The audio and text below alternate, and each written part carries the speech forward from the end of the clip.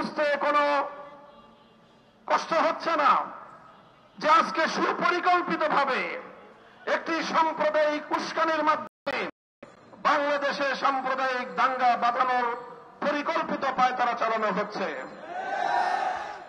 শহীদ সাইফুল ইসলাম আলিফের হত্যাকাণ্ডের ঘটনা নির্মম, শুধু বর্বর নয় বরং ঘৃণ্য এক হত্যাকাণ্ড।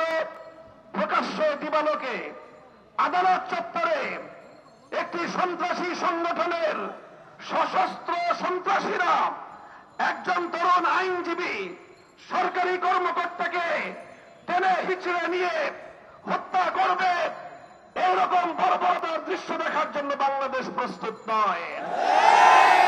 বাংলাদেশ আজ অগ্নিগর্ভ, বাংলাদেশের প্রতিটি মানুষের হৃদয়ে আজ রক্তক্ষরণ হচ্ছে।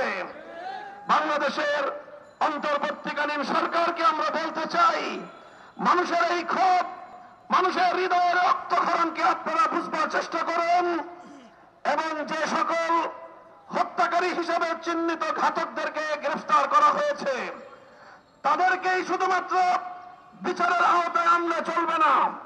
আমাদের স্পষ্ট দাবি হল, এই ঘটনার নেপথ্যে যারা রয়েছে সেই নেপথ্য খুনিদেরকে বের করে মুখ উন্মোচন করতে হবে, তাদেরকেও বিচারের আওতায় আনতে হবে।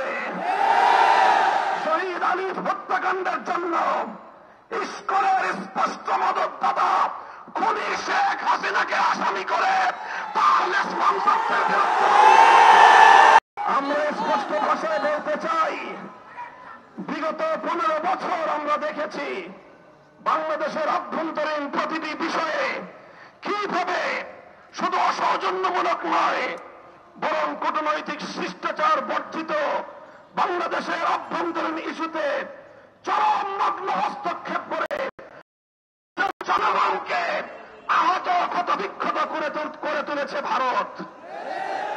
আমরা ভারত রাষ্ট্রের বাংলাদেশ নীতির তীব্র সমালোচনা করছি।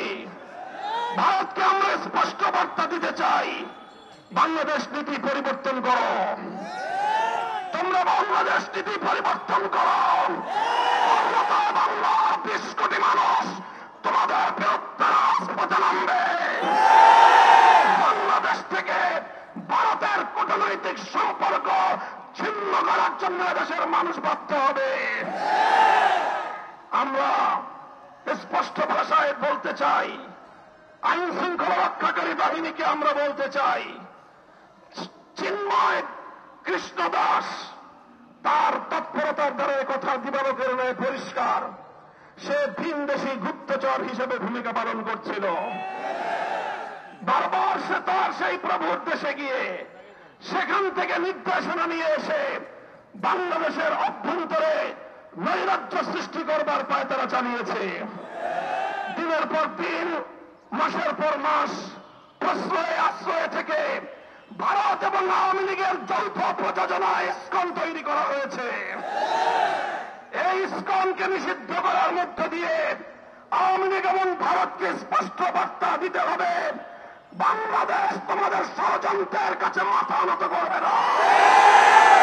আমরা রক্ত দেব, আমরা জীবন দেব, আমরা লড়াই করব, বাংলাদেশের গৌরব রক্ষা করব।